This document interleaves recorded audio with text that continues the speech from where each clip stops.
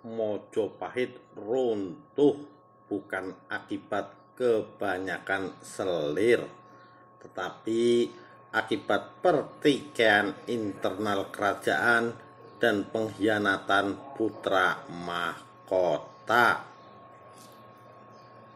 Raja terakhir Mojopahit, Brawijaya V, memiliki 117 orang putra-putri dari beberapa istri dan banyak selir.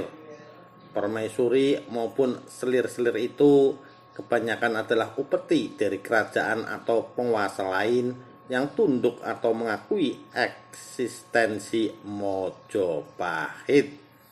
Tentu saja jumlahnya banyak sekali, mengingat luasnya wilayah Mojopahit dan banyaknya negeri lain yang mengakui eksistensi Mojopahit. Sebagai raja, tentu saja Sang Prabu tidak mungkin bisa menolak upeti atau persembahan yang cantik-cantik tersebut. Selain bisa menciderai persahabatan dengan kerajaan-kerajaan lain, juga tak baik menolak persembahan dari daerah-daerah taklukan. Banyaknya putra-putri Sang Prabu tersebut di sisi lain bermanfaat melestarikan kekuasaan untuk wilayah kekuasaan yang begitu luas. Setelah dewasa, beberapa putra Brawijaya V diberi jabatan bupati atau adipati dan ditugaskan jadi penguasa di berbagai wilayah kekuasaan Mojopahit.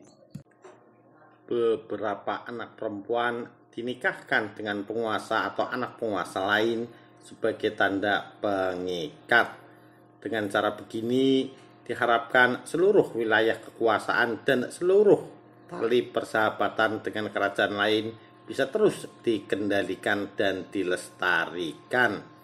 Ini membuktikan betapa luasnya wilayah kekuasaan kerajaan Mojopahit pada saat itu.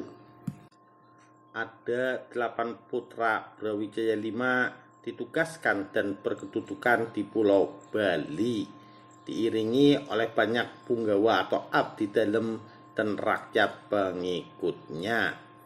Di tempat tujuan mereka mendirikan kerajaan baru dan di kemudian hari mereka menurunkan para raja Bali.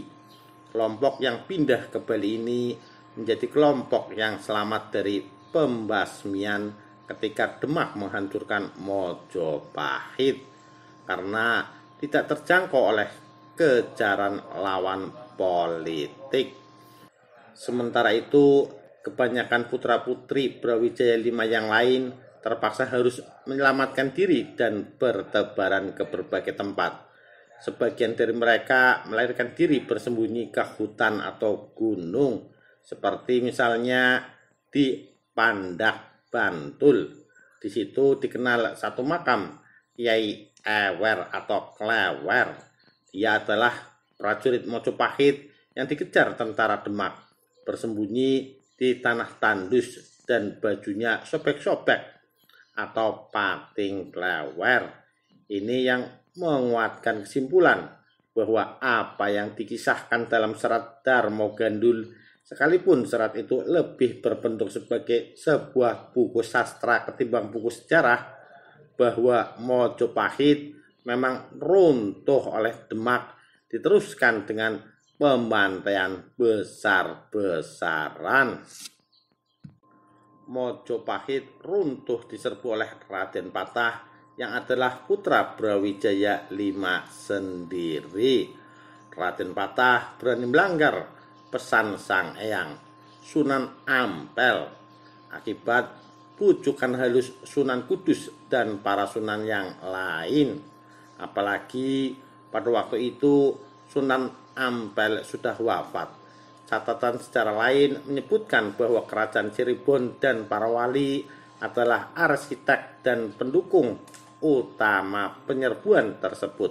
Sedangkan Sang Prabu Brawijaya V konon merasa serba salah menghadapi putranya sendiri.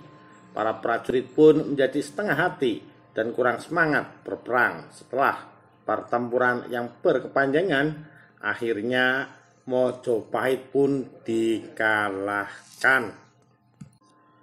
Pasca kemenangan Demak dan para sekutunya, terjadi pembumi hangusan yang sistematik terhadap kekuatan politik maupun warisan budaya Mojopahit. Peristiwa pembunuhan Ki Ageng Kebo Kenongo oleh Sunan Kudus adalah atas perintah Raden Patah. Dan ini menjadi salah satu petunjuk akan benarnya kesimpulan tersebut. Tak lama setelah Demak menghancurkan Mojopahit, maka seluruh pengguna potensi harus juga disingkirkan. Lepas dari mereka benar-benar akan jadi mengganggu atau tidak.